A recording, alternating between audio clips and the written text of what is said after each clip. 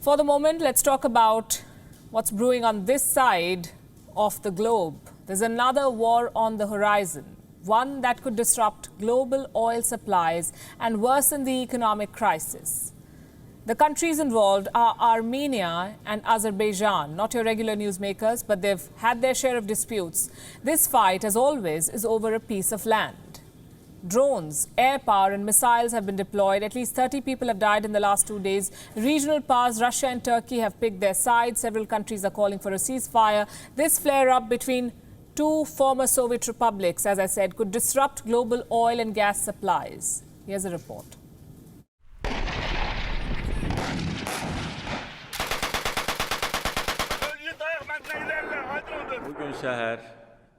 This morning, the armed forces of Armenia, using various types of weapons, including heavy artillery, fired on our settlements, as well as military positions from several directions.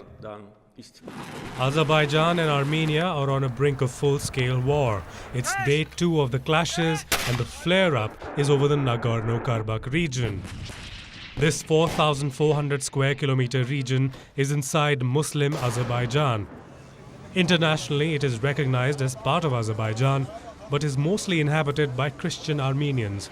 The region declared independence in 1991, and it is now governed by ethnic Armenians, who call it the Independent Republic of Artsakh. Armenia and Azerbaijan have blamed each other for attacking the Nagorno-Karabakh region on Sunday.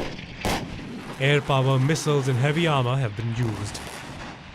Over 30 people have died, and human rights activists say an Armenian mother and her child were among those killed. The two former Soviet republics have not had the most peaceful history. They fought a war and signed a ceasefire in 1994. Since then, they've accused each other of violating that ceasefire. This region's stability is very crucial to the world. It is a corridor for pipelines carrying oil and gas from the Caspian Sea to world markets. The latest flare-up has reignited concerns about instability in the South Caucasus. Regional powers Russia and Turkey have already been dragged in. A full-fledged blame game is on. Armenia has blamed Turkey for fanning the conflict. Turkey has been accused of deploying F-16s and troops to fight Armenians. You see, Azerbaijanis are predominantly Turkic people, and the country has Turkey's emphatic support.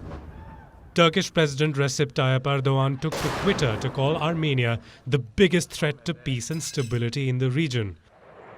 Ally Pakistan has extended its support for Azerbaijan's quote-unquote right to self-defense. Russia, a traditional ally of Armenia, called for an immediate ceasefire. The European Union has warned against foreign interference. France, which is home to a large Armenian community, has called for dialogue. Iran has offered to broker peace talks. The Pope, too, has spoken out. There have been worrying reports about clashes in the Caucasus. I pray for peace in the Caucasus and ask the parties in the conflict to make concrete gestures of goodwill and brotherhood. 2 days of fighting later, here's where the situation stands. Azerbaijan's president says he is confident of regaining control over the Nagorno-Karabakh region, but the territory, along with Armenia, has declared martial law. All sides are preparing for the worst. Bureau Report, WION, World is One.